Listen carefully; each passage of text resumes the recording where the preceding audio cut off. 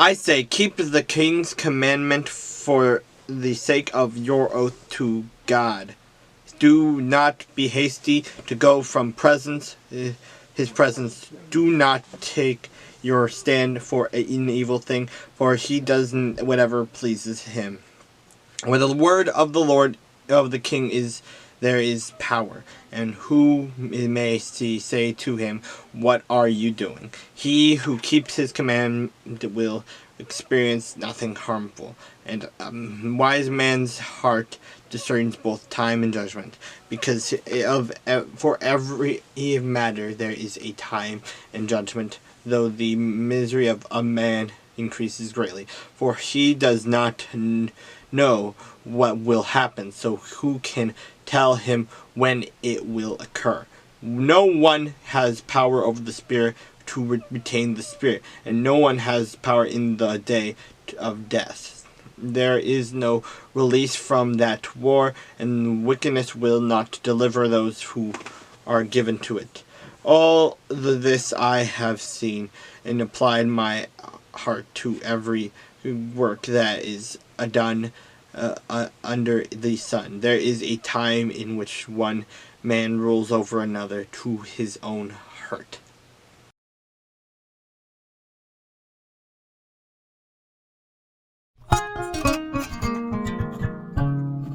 Now it happened in those days that the Philistines gathered their armies together for war, to fight with Israel. And Achish said to David, you assuredly know that you will go out with me to battle, you and your men. So David said to Achish, surely you know what your servant can do. And Achish said to David, therefore I will make you one of my chief guardians forever. Now Samuel had died, and all Israel had lamented for him, and buried him in Ramah, in his own city. And Saul had put the Medians and the Spiritists out of the land. Then the Philistines gathered together and came and encamped at Shunem. So Saul gathered all Israel together, and they encamped at Gilboa. When Saul saw that the army of the Philistines, he was afraid, and his heart trembled greatly. And when Saul inquired of the Lord did not answer him, either by dreams or by Urim, or by the prophets.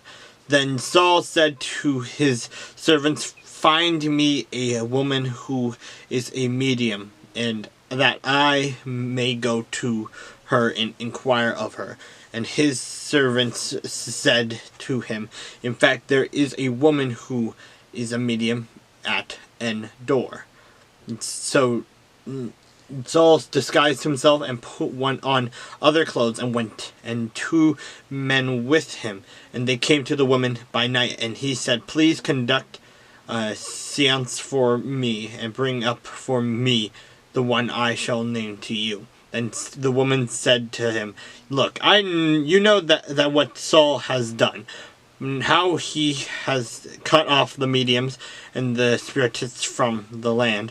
Why then do you lay a snare for my life, to cause me to die? And Saul swore to her by the Lord, saying, as the Lord lives, no punishment shall come upon you for this thing. Then the woman said, whom shall I bring up for you?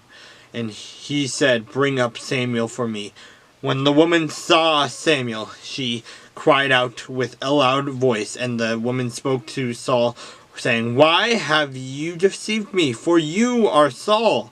And the king said to her, do not be afraid. What did you see? And the woman said to Saul, I saw a spirit ascending out of the earth. So he said to her, what is his form? And she said, an old man is coming up, and he is covered with a mantle. And Saul perceived that it was Samuel, and he stooped with his face to the ground and bowed down. Now Samuel said to Saul, why have you disturbed me by bringing me up? And Saul answered, I am deeply distressed, for the Philistines make war against me, and God has departed from me, and does not answer me any more, neither by prophets nor by dreams. Therefore I have called you, that you may reveal to me what I should do." Then Samuel said, "So why do you ask me, seeing the Lord has departed from you and has become your enemy? And the Lord has done for himself as he spoke by me. For the Lord has torn the kingdom out of your hand and given it to your neighbor David, because you did not obey the voice of the Lord, nor execute his fierce wrath upon Amalek. Therefore the Lord has done this thing to you this day. Moreover, the Lord will also deliver Israel with you into the hand of the Philistines. And tomorrow you and your sons will be with me. The Lord will also deliver the army of Israel into the hand of the Philistines." Immediately Saul fell full length on the ground, and he was dreadfully afraid because of the words of Samuel, and there was no strength in him, for he had eaten no food all day or all night. And the woman came to Saul and saw that he was severely troubled, and said to him, "Look, your maidservant has obeyed your voice, and I have put my life in my hands and heeded the words which you spoke to me.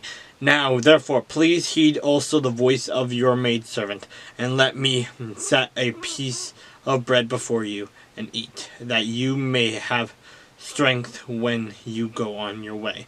But he refused and said, "I will not eat." So his servants, together with the woman, urged him, and he heeded their voice.